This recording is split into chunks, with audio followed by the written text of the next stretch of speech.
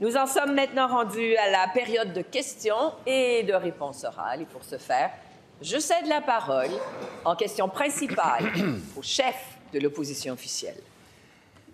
Madame la Présidente, Nordvolt, on le sait, est en crise. Le premier ministre nous demande de regarder dans ce dossier-là l'ensemble de l'œuvre. Allons-y voir l'ensemble de l'œuvre. Perte de contrat majeure, difficulté à payer ses fournisseurs, le projet d'usine en Suède annulé, 1600 employés mis à pied.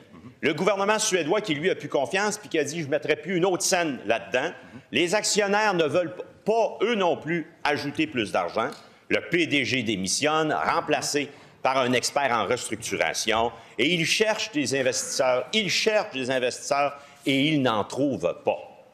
Maintenant, projet Nordvolt Québec. La ministre de l'Économie et de l'Énergie l'a dit la semaine passée, pour l'avenir, tout va dépendre de la présence d'investisseurs ou pas.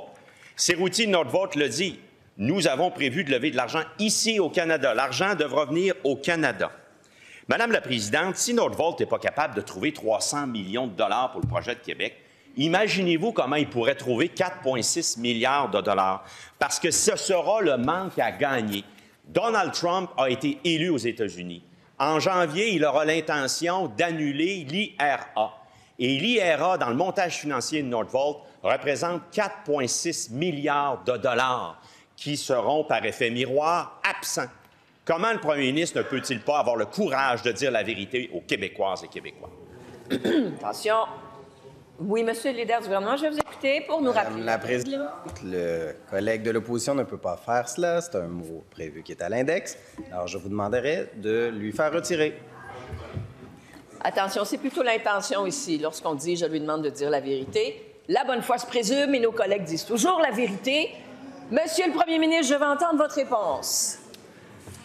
Oui, Madame la Présidente, au cours des prochaines années, le grand défi, pas juste au Québec, là, mais sur la planète, c'est la transition énergétique. Il faut, entre autres, être capable de remplacer des véhicules à essence par des véhicules électriques.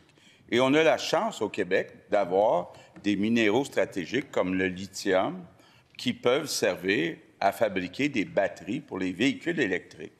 Donc, Madame la Présidente, c'est important que le Québec participe à la fabrication de batteries pour des véhicules électriques. On a fait des ententes avec une dizaine d'entreprises. Effectivement, il y a, entre autres, un programme aux États-Unis qui était très attirant, qui s'appelle l'IRA. Et dans les ententes, entre autres avec Nordvolt, on a prévu que si le contrat, le programme IRA restait en place, j'allais dire matchait, je cherche le mot en français, mais on va appareiller le montant des Américains. Si jamais, avec M. Trump, l'IRA disparaît, bien, dans le contrat, c'est prévu que le montant des deux gouvernements ne sera pas donné. Ce qui est important aussi de dire, Madame la Présidente, c'est qu'en Ontario, il y a eu deux grandes entreprises qui ont fait des ententes avec le fédéral et le gouvernement de l'Ontario, Stellantis, qui est Chrysler, et Volkswagen. Puis même le critique du... Première complémentaire. Ah, là, on avance. Là, très clairement, Madame la Présidente, le premier ministre a confirmé que Trump arrive comme président, il abolit l'IRA, et l'IRA, il a dit qu'il allait l'abolir. Il va l'abolir. Basé sur ce que Pierre Fitzgibbon a dit à Mario Dumont en septembre 2023 et basé sur le rapport du directeur parlementaire du budget du fédéral qui nous a donné les chiffres, ça représente un manque à gagner de 4,6 milliards de dollars pour Nordvolt Québec. Ils vont le prendre d'où, le 4,6 milliards? La réponse du premier ministre. Oui. Madame la Présidente, effectivement, dans le dossier de Nordvolt, il y a 4,6 milliards qui est prévu. Le 2 tiers viendrait du gouvernement fédéral, puis le tiers du gouvernement du Québec. C'était exactement une entente miroir avec ce qui s'est fait avant nous en Ontario. Et j'ai beaucoup insisté auprès de M. Trudeau de dire, vous ne pouvez pas seulement aider l'Ontario avec Chrysler puis Volkswagen. Vous devez aussi nous aider. Je rappelle qu'il n'y a pas seulement Nordvolt. Il y a aussi GM à Bécancour. Il y a une dizaine d'entreprises qui remplissent la zone industrielle de Bécancour. Deuxième complémentaire. Ma question, on s'en va pour un manque à gagner de 4,6 milliards dans le projet Nordvolt Québec. Voilà. Nordvolt Québec, après 300 millions, ne sont pas capables. 4,6 milliards, Madame la Présidente, qui va être un trou béant dans le projet Nordvolt. Voilà. Ça va être le dernier clou dans le cercueil de Nordvolt, qui est déjà pas mal impliqué dans le cercueil, Madame la Présidente. Le premier ministre peut-il clairement dire aux Québécoises et Québécois, le trou de 4,6 milliards, ils vont le prendre où? La réponse du premier ministre. Bien, la première chose qu'il faudrait savoir, c'est est-ce que l'opposition est d'accord que le Québec participe à la transition énergétique? Est-ce qu'ils sont d'accord qu'on aide la transition vers des véhicules électriques? Nous, on pense que c'est une bonne idée, Madame la Présidente. Maintenant, on a investi dans plusieurs entreprises. Il y en a qui fonctionnent très bien. L'usine de GM à Bécancour est complétée. Donc, on va participer à la transition pour fournir des batteries qui vont aider à aller vers des véhicules électriques, donc à réduire les GES au Québec. C'est une excellente chose, Madame la Présidente. Et pour ce qui est de Nordvolt, on va poursuivre les discussions. Troisième complémentaire. Ils vont jaser de quoi, Madame la Présidente? Il manque 4,6 milliards de dollars. Pierre Fitzgibbon, à cette même entrevue-là, à Mario Dumont, il a dit, oui, Nordvolt, on a joué au poker. Bien, il y a une très mauvaise main, Madame la Présidente. Puis il a été all-in pour 710 millions au moment où on se parle, Madame la Présidente. Puis le fédéral, il n'a pas mis une scène là-dedans. On a 710 millions à risque, plus un 300 millions engagés contractuellement, ce qui ferait 1 milliard. Jouer au poker avec l'argent des Québécoises et Québécois puis leur coûter 1 milliard, c'est ça sa vision? La réponse du premier ministre. Oui. Bien, Madame la Présidente, d'abord, le chef de l'opposition officielle présume que Donald Trump va abolir le programme IRA. Or, il faut savoir qu'il y a une dizaine d'usines dans des États républicains aux États-Unis qui profitent du programme IRA. Donc, on va voir d'abord ce qui va être fait dans ces 10 États-là. Moi, je pense qu'il y a des gouverneurs républicains qui vont plaider pour que les usines qui sont prévues pour fabriquer des batteries continuent d'être construites. Donc, Madame la Présidente, je pense que le Parti libéral baisse les bras devant la transition énergétique. En question principale, je reconnais maintenant la députée de Saint-Laurent. Madame la Présidente, c'est partout aux États-Unis que Donald Trump a dit qu'il mettait fin au programme de l'IRA. Alors, je ne comprends pas que le premier ministre ne le sache pas déjà, il devrait le savoir. D'autant plus que le premier ministre a clairement dit à tout le monde, Nordvolt, c'était historique, le plus grand deal du siècle. Il a comparé ça à sa Bay James, à lui. C'est plutôt son Waterloo avec notre argent. J'entends le premier ministre et son ex-ministre de l'Économie dire c'est comme une partie de poker. Je pense pas que l'argent des Québécois, c'est pour aller au casino. Maintenant, le ministre des Finances, il ne sait plus à quel saint vouer. Est-ce qu'il doit prier le Saint-Jude, le patron des causes désespérées, ou Sainte Rita, la patronne des causes perdues? Parce qu'il manque d'argent. On a des mégawatts qui dorment. Ça nous coûte collectivement plus de 1 milliard de dollars si rien n'est fait. Est-ce qu'on va finalement mettre notre argent à profit? La réponse de la ministre de l'Économie, de l'Innovation et de l'Énergie. Oui, merci, Madame la Présidente. Alors, j'aimerais à mon tour rappeler l'importance de la transition énergétique. Je sais que les libéraux ont fait quelques tentatives de ce côté qui n'ont vraiment pas été réjouissantes. Alors, comme on dit, c'est souvent les actions qui parlent plus que les grandes déclarations. Alors, permettez-moi de rappeler quelques actions du Parti libéral, notamment avec Nemaska. Nemaska version 1.0, qui est tombé en faillite en 2019. Donc, les libéraux ont perdu 90 millions dans Nemaska, la première version. Avec Québec Lithium, qui a déclaré faillite en 2014, les libéraux ont perdu 65 millions dans ce projet dans lequel ils ont investi en 2012. Ensuite, il y a le parc industriel de Bécancour, que j'ai rappelé à certaines occasions. parc pour lequel ils n'ont réussi en 4 ans à attirer qu'une seule entreprise, une entreprise de potes, qui par ailleurs génère des enjeux d'acceptabilité sociale aujourd'hui. Alors, comme réalisation d'un parti qui se prétend économique, on a vu mieux. Pour ce qui est des mines de diamants, Stornoway, les libéraux et les péquistes ont perdu tout près de 275 millions dans la mine de diamants. Alors, bref, il faudra venir pour nous impressionner avec leur Première complémentaire. Qu'une ministre se lève de la CAQ pour faire des leçons au gouvernement péquiste alors qu'elle était chef de cabinet du gouvernement péquiste. Il faut juste le rappeler. Maintenant, ceci étant dit, il y a 661 mégawatts qui dort, qui n'est pas utilisé avant minimum 2030. Même Nordvolt a dit, prenez-les, on n'en a pas besoin pour l'instant. La ministre a dit non, on va faire la fine bouche. On n'a juste pas des entreprises ici qui en ont besoin des mégawatts. On n'a pas besoin d'argent. Il y a juste un 2 milliards de manque à gagner à Hydro-Québec. La réponse de la ministre. Oui, Madame la Présidente, permettez-moi de rectifier une affirmation de la collègue de Saint-Laurent. Je n'ai pas été chef de cabinet il y a quelques années dans le cabinet auquel elle semble faire référence. Alors, je ne vais pas terminer ma liste, donc permettez-moi de compléter la liste. C'est important d'avoir les portraits globaux. Notamment, on peut rappeler la C-Series. Ah oui, la C-Series, dans laquelle les libéraux ont échappé 1,3 milliard dans le cadre de la vente de la C-Series à Airbus. Alors, voilà, puis ça, c'est sans parler, des sièges sociaux. Les libéraux ont échappé quelques sièges sociaux, comme Rona et Saint-Hubert. Alors, voilà, je pourrais continuer encore, mais ça montre que les actions parlent plus que les déclarations. Deuxième complémentaire.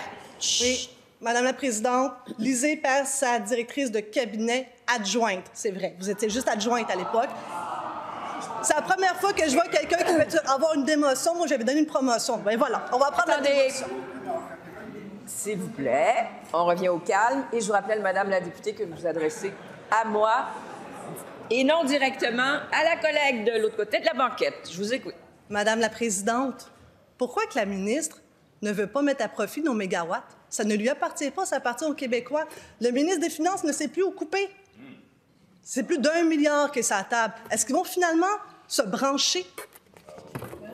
La réponse de la ministre de l'Économie, de l'Innovation et de l'Énergie. On l'écoute. Oui, Madame la Présidente. Alors, permettez-moi de rappeler qu'on fait beaucoup plus d'interventions économiques que ne l'ont fait les libéraux et les péquistes au cours des dernières années. On est par ailleurs dans une hausse de la croissance pour la demande énergétique telle qu'il faut maintenant choisir les meilleurs projets, les projets qui ont les meilleures retombées sur le plan environnemental, sur le plan social et sur le plan économique, bien entendu. On va aller choisir les projets pour lesquels les Québécois seront les mieux rémunérés, qui vont nous positionner de la manière la plus stratégique dans le cadre de la transition énergétique qui s'amorce et qui va marquer les prochaines années. On va essayer de faire mieux que les libéraux en termes de bilan. Hein? Question principale, je reconnais, Madame la députée de Saint-Laurent. Merci beaucoup, Madame la Présidente. Il faut le faire, hein, dire que les Québécois vont être mieux rémunérés. L'argent dans Nordvolt est parti où déjà? En Suède, parce que le premier ministre a insisté pour que ça soit en Suède. Cette semaine, on apprend que des bonnies ont été payés en Suède avec l'argent des Québécois, signé votre gouvernement de la CAQ. Madame la Présidente, hier, la ministre était avec Patrice Roy.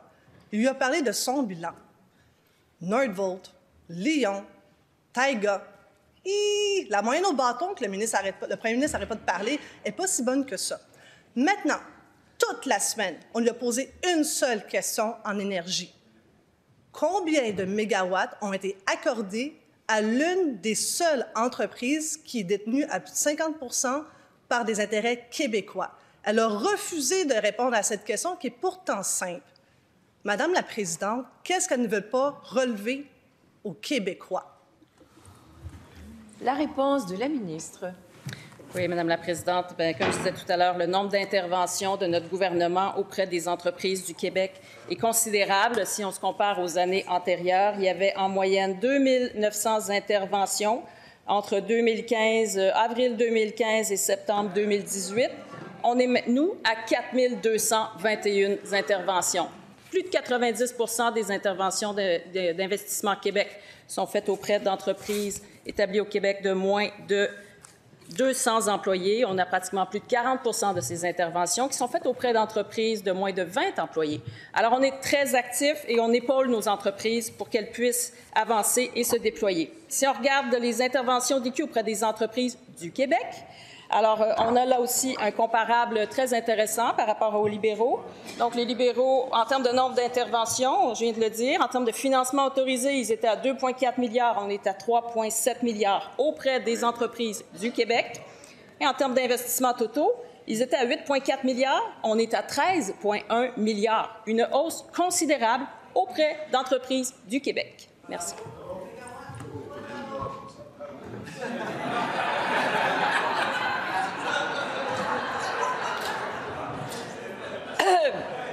Alors, nous allons poursuivre maintenant avec la complémentaire et pour ce faire, je reconnais le chef de l'opposition officielle. On l'écoute, mesdames, messieurs. Madame la Présidente, on parle de mégawatts. Quand la CAQ est arrivée au pouvoir en 2018, on avait un surplus énergétique qu'ils ont dilapidé. Et maintenant, on a un déficit énergétique. 3 entreprises sur 4 au Québec manquent d'énergie, manquent de mégawatts pour croître.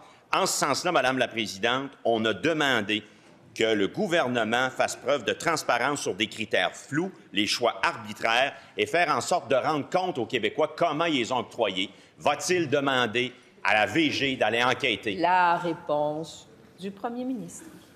Bien, Madame la Présidente, d'abord, c'est disponible sur Internet, les critères qui sont utilisés, mais essentiellement, il y a 2 critères qui sont utilisés pour donner de l'électricité à une entreprise. La décarbonation, puis le deuxième critère, c'est les retombées économiques. Et, bon, je sais, entre autres, que l'entreprise Cascade, là, puis on a l'ancien vice-président ici de Cascade qui a fait une demande, mais malheureusement, il y avait des entreprises qui avaient plus de retombées que le projet de Cascade. Donc, Madame la Présidente, j'aime beaucoup les frères Lemaire, j'aime beaucoup Cascade, mais il y a des entreprises qui avaient, pour les Québécois, plus de retombées, plus Deuxième complémentaire, à nouveau le chef de l'opposition officielle. Le premier ministre, il est en train de dire qu'à matin, Cascade a moins de retombées économiques que Nordvolt. C'est tout ça qu'il est en train de dire. Ils ont gelé 357 mégawatts à Nordvolt. Ad vitam aeternam, on ne le sait pas. Même Nordvolt, même eux autres sont gênés. Puis on dit, reprenez-les le temps qu'on se trouve puis qu'on soit en action au Québec. Ça, c'est, la collègue l'a démontré, des centaines de millions de dollars en manque à gagner. Encore une fois, c'est pas transparent. C'est un gouvernement qui ne dit pas la vérité. Oh, attention. Non, Monsieur le leader, je vais vous écouter. On va trancher. Présidente, c'est la 2e fois. On prend la parole des collègues ici. Il y a une tendance du côté du Parti libéral. Oh, Monsieur le leader, vous savez très bien, Monsieur le chef, vous devez retirer les dernières paroles que vous avez dites. Vous le retirez très bien. La réponse du premier ministre. Une meilleure contrition. Oui, Madame la Présidente, il y a plein d'entreprises québécoises qu'on a aidées. Je parle entre autres de Nordic Craft, de Family Prix, de Kruger, de Premier Tech. Mais Madame la Présidente, on n'est pas contre ça, de saluer l'arrivée d'investissements d'entreprises qui viennent de l'extérieur du Québec. Puis, bien, j'invite le chef d'opposition officielle à aller se promener au Saguenay-Lac-Saint-Jean, puis d'aller leur dire qu'on ne devrait plus aider Rio Tinto à développer de l'aluminium vert parce que ce n'est pas une entreprise québécoise. Madame la Présidente, ce qui est important, c'est les retombées pour les travailleurs québécois. C'est comme ça qu'on pense de ce côté-ci. En question principale, je reconnais maintenant le député d'Hochelaga-Maisonneuve. Merci, Madame la Présidente. L'inflation a peut-être ralenti un peu, mais les prix, eux, ne s'enlignent pas pour reculer. Depuis l'élection de la CAQ en 2018, le prix de la douzaine d'œufs a augmenté de 54 Les oignons, eux, de 55 le jus d'orange de 58 Certains prix ont carrément doublé. On pourrait continuer longtemps comme ça, mais pendant ce temps-là, lui, le salaire minimum, il a augmenté de combien depuis 2018? De 31 À 15,75 l'heure, le salaire minimum de la CAQ est en retard de près d'une décennie. Je me rappelle des premières campagnes où on revendiquait 15 l'heure, c'était en 2016. Ma fille était même pas née, puis maintenant, elle sait lire puis écrire, mais le salaire minimum, c'est encore un salaire de crève-faim. Parce qu'on sait que la vie est rendue trop chère, nous, on propose un salaire minimum à 20 l'heure. Les gens qui travaillent au salaire minimum font marcher notre économie, ils travaillent fort. ils méritent une bonne nouvelle pour Noël. Est-ce que le ministre du Travail va augmenter le salaire minimum au moins aussi vite que la douzaine 2? La réponse du ministre du Travail. Oui, merci, Madame la Présidente. Je pense qu'il y a un intérêt qui nous réunit tous ici, c'est de permettre qu'il y ait une rémunération équitable pour l'ensemble des personnes à faible revenu au Québec. On a énormément d'empathie, mais je rappellerai à mon collègue, il le sait aussi, depuis notre arrivée au pouvoir, le salaire minimum a monté de 31 de mai 2019 à mai 2024. Pendant la même période, l'inflation a augmenté de 22 %. Donc, le salaire minimum a contribué à l'augmentation du pouvoir d'achat des personnes à faible revenu. C'est important de le mentionner et aussi de référer à la chaire en fiscalité et en finances publiques de l'Université de Sherbrooke qui, année après année, dit que le Québec est la province qui supporte le mieux les familles au Canada, où le revenu disponible tenant compte du filet social est le plus élevé.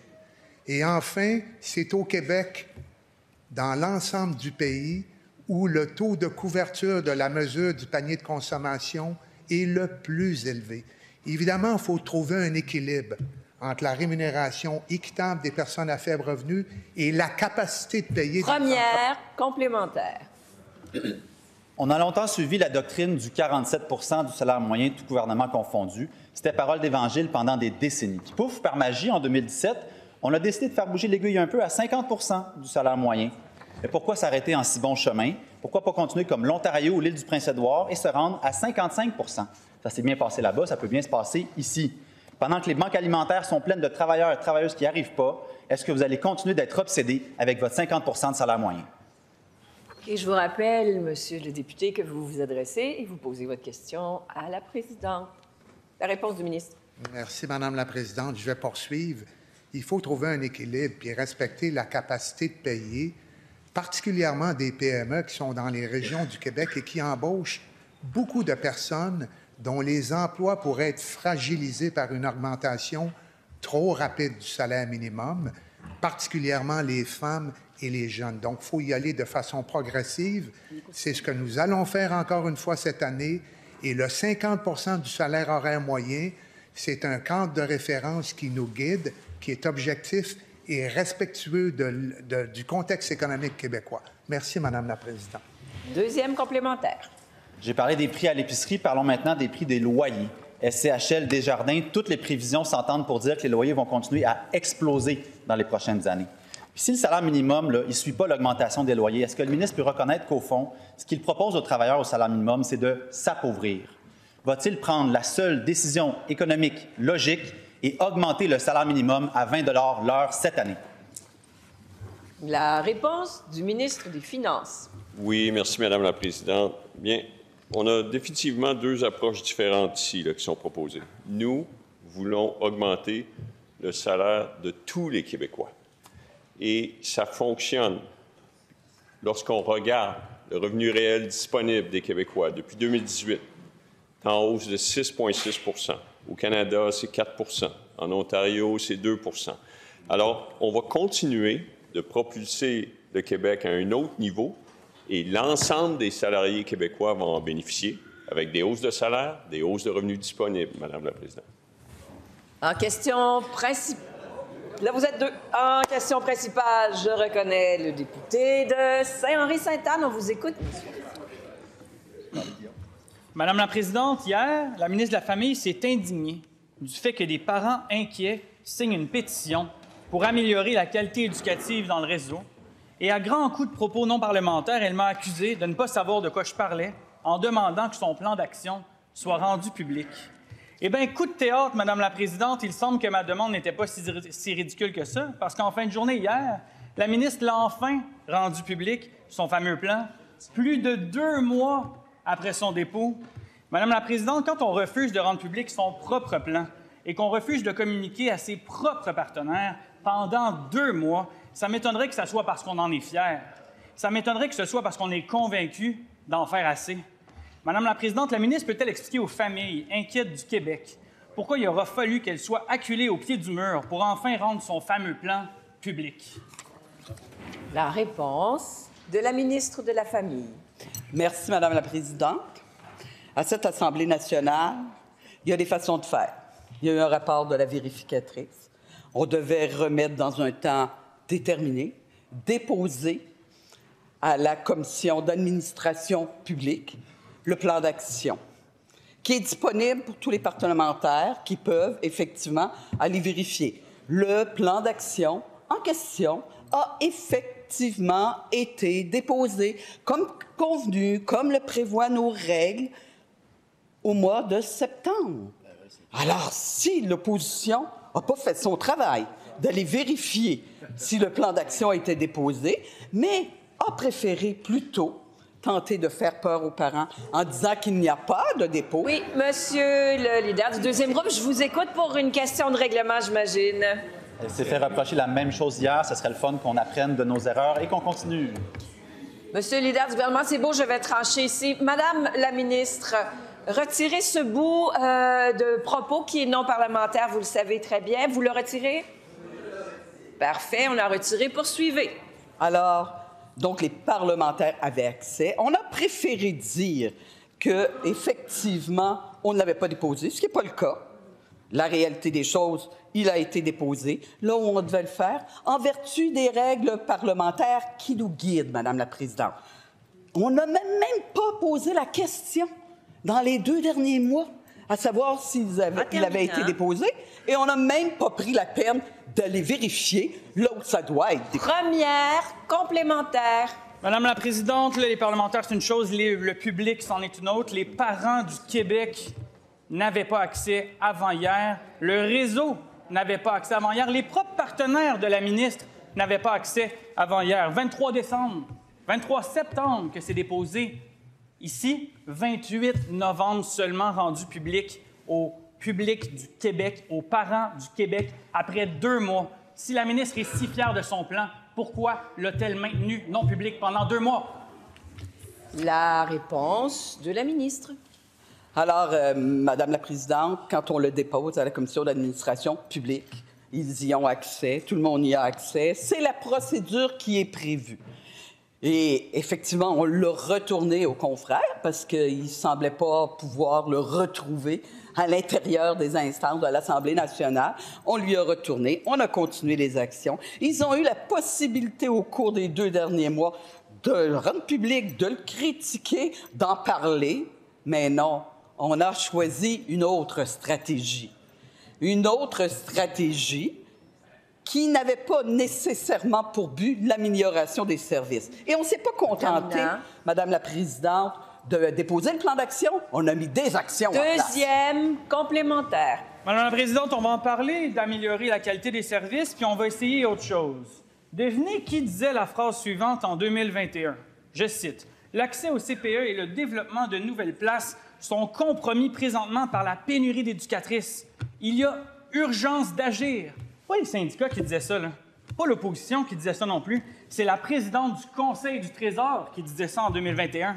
Elle en pense quoi aujourd'hui, 3 ans plus tard, après avoir perdu 9000 éducatrices dans le réseau? La réponse de la présidente du Conseil du Trésor. Merci, Madame la Présidente. J'aurais tendance à dire qu'on manque une bonne game de l'autre côté parce que depuis la dernière négociation, celle qui était pour les conventions 2020-2023, je veux dire une bonne partie, là, pour être francophone. 2020-2023, on a quand même augmenté les éducatrices de plus de 18 pour une convention collective de 3 ans, alors que les paramètres salariaux qui ont été offerts à l'ensemble des gens qui sont impliqués dans la négociation étaient en moyenne de 6 Alors, je pense qu'on a mis l'accent sur le fait de valoriser la proposition d'éducatrices. Et maintenant, à la table de négociation où les discussions doivent se passer, il y a des mesures sur la table pour favoriser l'attraction, la rétention, et on va continuer à travailler dans ce sens-là, au bénéfice des parents. En question principale, je reconnais maintenant le député de Rosemont. Merci, Madame la Présidente. Les conseils d'administration, les syndicats, les PDG et même des élus municipaux de l'Abitibi, de l'Outaouais, du Bas-Saint-Laurent, de la Gaspésie, de Laval, de Mauricie, centre du Québec, sonnent l'alarme et demandent au gouvernement d'arrêter les compressions dans le réseau de la santé. Ces régions sont déjà à bout de souffle, elles sont épuisées, elles appellent à l'aide depuis des mois. Non seulement le ministre ignore leur appel, mais en plus, il fait couler davantage avec une nouvelle ronde de compression. Tout le monde entend les cris à l'aide. Que va faire le ministre? Choix de réponse. A. Congédier les PDG récalcitrants, comme il le fait en Côte-Nord. B. Demander à Santé Québec de faire le job de bras. C. Présenter un nouveau tableau tout en vert. D. Trouver un nouveau coupable à son incurie. E. Toutes ces réponses. Demeurons respectueux dans les propos. La réponse du ministre. Encore une fois, j'apprécie énormément l'humour l'humour du député de Rosemont. Je ne suis pas certain que c'est très drôle pour les citoyens du Québec, cette situation-là, mais s'il décide de le faire avec cet humour-là, c'est son choix, Madame la Présidente. Moi, ce que je dirais, c'est que pendant la pandémie, Madame la Présidente, il y a eu effectivement des dépassements de budget dans nos différents établissements, mais on pouvait le comprendre, on était dans une situation d'urgence avec la pandémie, il y avait le TSO, il y avait la main-d'œuvre indépendante. Mais au sortir de la pandémie, Madame la Présidente, ce qu'on a demandé à nos établissements, c'est de respecter leur budget. Le premier ministre le répète souvent, Madame la Présidente, on a augmenté de 50 nos budgets en santé. 50 Madame la Présidente. Ça veut dire qu'il y a 20 milliards de plus par année qui, à chaque année, maintenant, sont investis dans le réseau de la santé de plus qu'il y a 6 ans. Est-ce qu'on peut demander maintenant, au sortir de la pandémie, de demander à nos administrateurs, à nos gestionnaires d'utiliser les nouveaux outils qu'on leur a donnés pour respecter leur budget, pour s'assurer de donner les bons services aux patients? Première complémentaire. C'est bien connu que c'est pas parce qu'on rit que c'est drôle, et je confirme au ministre que les régions trouvent ça vraiment pas drôle de devoir couper là où il n'y a plus rien à couper et où on met la sécurité des gens en danger et l'accessibilité aux soins en danger aussi. Voici ce que le président du CA de l'Abitibi, le conseil d'administration de l'Abitibi, dit. Est-ce que vous pensez qu'on coupe 100 millions en Abitibi-Témiscamingue sans nuire au service à la clientèle? Je pense que poser la question, c'est y répondre. Mais je la pose quand même au ministre. Est-ce qu'il pense qu'on peut couper comme ça sans nuire au service? La réponse du ministre. Madame la Présidente, j'ai répondu souvent à ça, puis je vais donner exactement la même réponse. Une des choses qu'on a demandé lorsqu'on a fait le projet de loi 15, c'est d'avoir une rigueur budgétaire qui n'était pas dans un des établissements. J'ai expliqué encore une fois ce matin, Madame la Présidente, qu'on recevait les états financiers des établissements et des mêmes conseils d'administration avec 16 à 20 semaines de retard. Ça veut dire qu'on n'était pas capable, avant à peu près le milieu d'année, de savoir quel était le déficit, si déficit il y avait. Dans le projet de loi qu'on a accepté il y a exactement 1 an, qui vient en fonction le 1er décembre, c'est-à-dire dans quelques jours, on a demandé maintenant de produire des états financiers mensuels pour pas justement attendre qu'il soit trop tard. Deuxième complémentaire. Bon, je sais qu'on approche de Noël, là, mais il n'y a personne qui croit au Père Noël. Là. Les compressions, elles font mal. Là. C'est rendu qu'il y a des hôpitaux qui ne remplacent pas leur pompe à soluté. Elles ne remplacent pas leur pompe à soluté. C'est quoi la prochaine étape avec les compressions de la CAQ? On va recycler les bandages? On va allumer juste une lumière sur 2? Est-ce que le ministre peut au moins reconnaître que ce qui n'est pas négociable, en fait, c'est qu'il demande l'impossible aux régions, il demande l'impossible aux gestionnaires, ils n'y arriveront pas. Qu'est-ce qu'il va faire? Il va les congédier? La réponse du ministre. De toute façon, dans les choix que m'offre la Québec solidaire, qui n'a peut-être pas souvent géré des opérations, moi, ce que je dirais aux Québécois aujourd'hui, c'est qu'on a mis la meilleure équipe en place pour coordonner des opérations de Santé Québec. La meilleure équipe en place. On leur a demandé de faire le tour au cours des derniers mois pour voir ce qui était possible de faire. Ils nous ont dit qu'on aurait un déficit de 1,5 si rien n'était fait. Moi, je me fie énormément aux discussions que j'ai toutes les semaines, presque à tous les jours avec eux, pour s'assurer qu'on va faire le mieux possible avec la situation qu'on a héritée, parce qu'il y avait moins de rigueur budgétaire avec nos établissements, ce qui est changé maintenant, et je vais me fier aux gens qui savent comment gérer. C'est ce qui va arriver, Madame la Présidente. En question principale, je reconnais maintenant le chef du 3e groupe d'opposition. Madame la Présidente, hier, l'enquête québécoise sur la santé des jeunes au secondaire est sortie et les conclusions sont accablantes. On a la preuve que la santé mentale des Québécois et surtout des jeunes se détériore. 1 jeune sur 5 a reçu un diagnostic de trouble anxieux en 2022-2023, tandis qu'1 sur 4 présentait un trouble de déficit de l'attention. On apprend que le nombre de jeunes avec une bonne santé mentale a diminué de 47 à 37 depuis 2016-2017, et le soutien à ces élèves-là diminue. Actuellement, c'est 16 des jeunes qui consomment des psychostimulants pour un TDAH, alors que ça devrait être autour de 5 selon des spécialistes. Et quand on se compare, bien, on prescrit 2 fois plus au Québec que la moyenne canadienne. Un des pires endroits en Occident. On a un problème de surprescription au Québec, Madame la Présidente. Il faut qu'on cesse de bourrer nos enfants de pilules au moindre débordement d'énergie, au moindre problème. Mais surtout, on a également un problème au Québec de détérioration très claire et très alarmante de la santé mentale des Québécoises et des Québécois. Et c'est ça le bilan de la CAQ, malheureusement, comme dans plusieurs sujets fondamentaux. On est devant la détérioration de la situation. Est-ce que le premier ministre peut s'engager à déposer une stratégie pour resserrer les règles de prescription, mais surtout un plan, une véritable stratégie pour renverser la tendance lourde de détérioration de la santé mentale des Québécoises et des Québécois? La réponse du premier ministre. Oui, Madame la Présidente, le chef du 3e groupe d'opposition nous parle de 2 sujets qui sont effectivement très importants. D'abord, la santé mentale des jeunes. On a vu, entre autres, suite à la pandémie, que partout dans le monde, il y a eu une augmentation, une explosion, je dirais, de problèmes de santé mentale chez les jeunes. Mais, Madame la Présidente, on a beaucoup augmenté les ressources. Et ça, c'est la liste d'attente pour les jeunes qui ont des problèmes de santé mentale.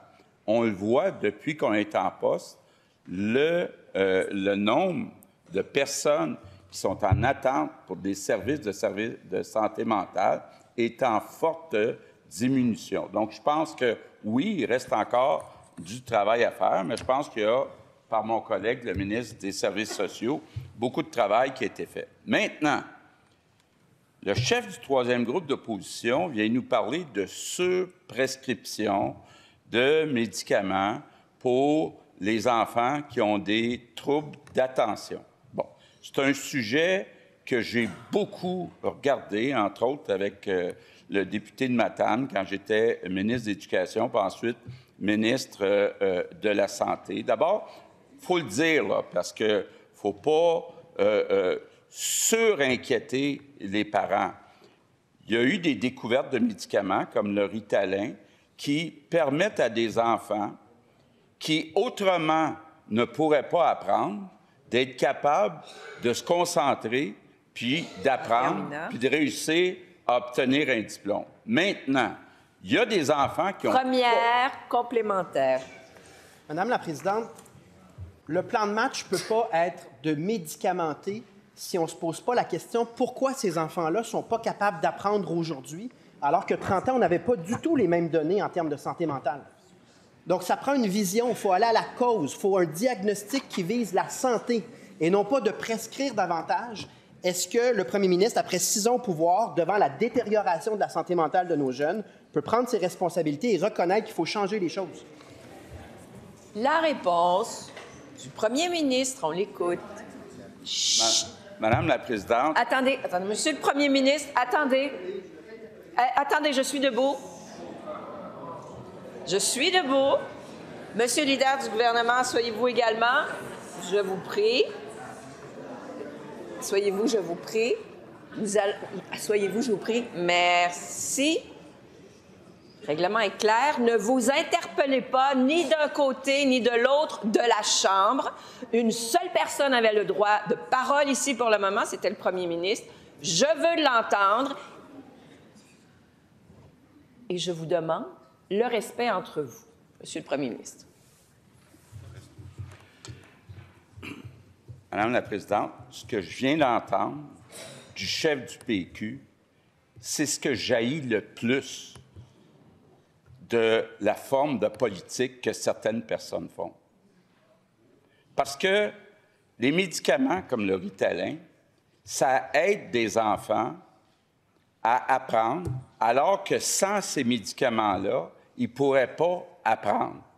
Je ne suis pas en train de dire qu'il n'y a pas des jeunes qui ne devraient pas avoir ces médicaments-là.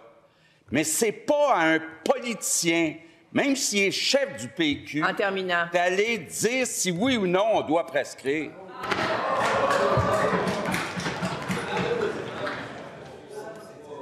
Je suis debout, messieurs. Mesdames, moi aussi, j'ai quelque chose à dire. Vous connaissez le règlement. Monsieur le leader adjoint, je vous entends. Monsieur le leader adjoint. Monsieur le leader adjoint. Monsieur le député. Les questions sont importantes, les réponses sont importantes. Pas de bravo. Avez-vous un rappel au règlement? Lequel est-il, je vous prie? Madame la Présidente, vous avez écrit formellement au whip du gouvernement lui disant d'arrêter les bravos dans son caucus. Il n'en a rien fait. J'ai cet avis-là avec moi. Je vous invite à lui rappeler à nouveau.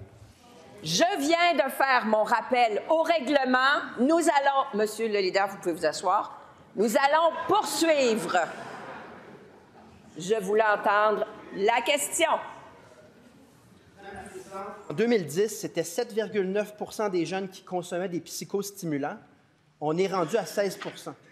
Je demande au premier ministre, est-ce que vous prenez votre responsabilité par rapport à cette tendance-là et celle des problèmes de santé mentale qui sont en explosion dans la population? Il me répond qu'il n'aime pas mon style de politique. Bien, mon style de politique, c'est d'apporter une vision puis d'aller au cœur du problème. C'est son style de politique. C'est de se contenter de dire que c'est très bien ces tendances-là. Bien, la population fera son choix en temps et lieu. Chut! La réponse du premier ministre. Madame la Présidente, il existe un ordre professionnel pour les médecins qui s'appelle le Collège des médecins. Les personnes qui devraient décider si un enfant doit prendre ou non du Ritalin, je m'excuse là, mais ce n'est pas le chef du PQ. Le chef du PQ, il connaît pas ça. Il connaît pas ça. Laissons les spécialistes, laissons le Collège des médecins être capable de choisir, puis qui arrête de surinquiéter les Québécois. En question principale, je reconnais maintenant le député de Saint-Jérôme. La parole est à vous. On vous écoute. Merci, Madame la Présidente. Alors, sur un tout autre sujet, je me préoccupe, comme bien des Québécois, des finances publiques, mais aussi des projets d'infrastructure qui sont si importants dans nos comtés et qui apportent, évidemment, avec eux des services cruciaux, que ce soit des projets d'écoles, d'hôpitaux ou de collèges. Et on entend parler de chantiers à l'arrêt, de report de projets, voire, dans certains cas, et c'est préoccupant, de mener des analyses pour déterminer quels projets seront reportés ou abandonnés. Évidemment, on comprend que reporter des projets qui sont, par exemple, déjà débutés, ça peut coûter cher de démobiliser des entrepreneurs ou des chantiers. Rassurez-nous, et j'imagine que c'est pour le ministre des Infrastructures, mais rassurez-nous, est-ce que le gouvernement est rendu à reporter des chantiers prévus cette année pour les années suivantes afin de limiter le déficit budgétaire? Et je vous rappelle tous et toutes que si nous défonçons, nous allons poursuivre pour protéger les droits du député indépendant. La réponse du ministre responsable des Infrastructures, on l'écoute. Oui, merci, Madame la Présidente. Comme le sait mon collègue, certainement, les investissements en infrastructure au Québec n'ont jamais été aussi élevés que présentement. Le plan québécois des infrastructures, qui est l'investissement sur 10 ans, est passé de 100 milliards en 2018 à 153 milliards 2024-2034. Une augmentation de 53 %, bien au-delà de l'inflation sur cette période-là des coûts de construction. Pourquoi? Parce qu'on devait faire du rattrapage majeur en maintien d'actifs, parce que le parc immobilier du Québec datait des années 70 et avait été laissé pour compte pendant plusieurs années par le Parti libéral. Et de plus, on devait faire de la bonification dans le milieu scolaire et dans le milieu de la santé pour donner des nouveaux immeubles pour les besoins des Québécois. Alors, ces deux facteurs-là font en sorte qu'on a augmenté le PQI de manière importante. La somme pour cette année, Madame la Présidente, 18,6 milliards d'investissements en transport, en éducation, en santé. Encore une fois, c'est une somme record. Naturellement, ce qu'on demande, c'est de respecter les budgets qui sont alloués. Et ces sommes-là sont records, mais on doit respecter les sommes allouées. Première complémentaire.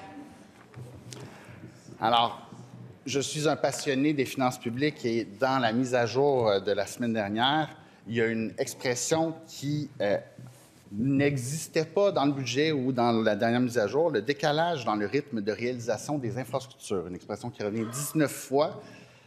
J'espère que ça explique peut-être certains écarts, mais que ce n'est pas, par une contrainte budgétaire, une imposition de reporter des structures et des infrastructures cruciales.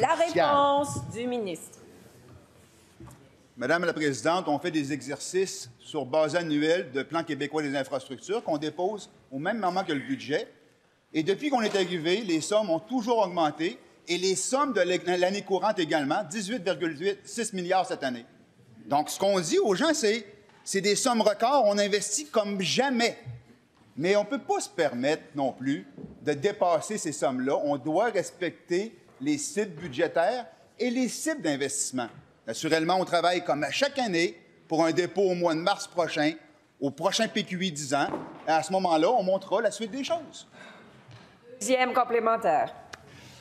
Pour être constructif, Madame la Présidente, évidemment, je pense qu'il y a des choix à faire et gouverner, c'est choisir, ce n'est pas toujours évident, mais je pense qu'il y a effectivement beaucoup d'organismes publics. Je me rappelle en 2010, quand le gouvernement précédent les a réduits. À l'heure actuelle, il y a des choix à faire dans ce qui existe, je crois. Est-ce qu'on peut savoir combien d'organismes publics existent à l'heure actuelle dans le pays? La réponse du ministre.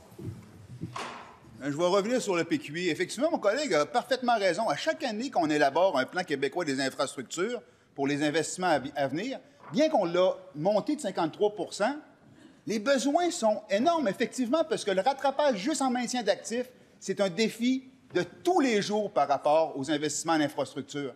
Mais on augmente les sommes et oui, on fait des choix. On prend plusieurs mois à faire les choix les plus pertinents, puisque la demande est encore plus grande que l'augmentation. On a beaucoup de rattrapage à faire, mais jamais un gouvernement n'en a fait autant pour les infrastructures. On fait le travail de ce côté-ci. Cela met fin à la période de questions et de réponses orales.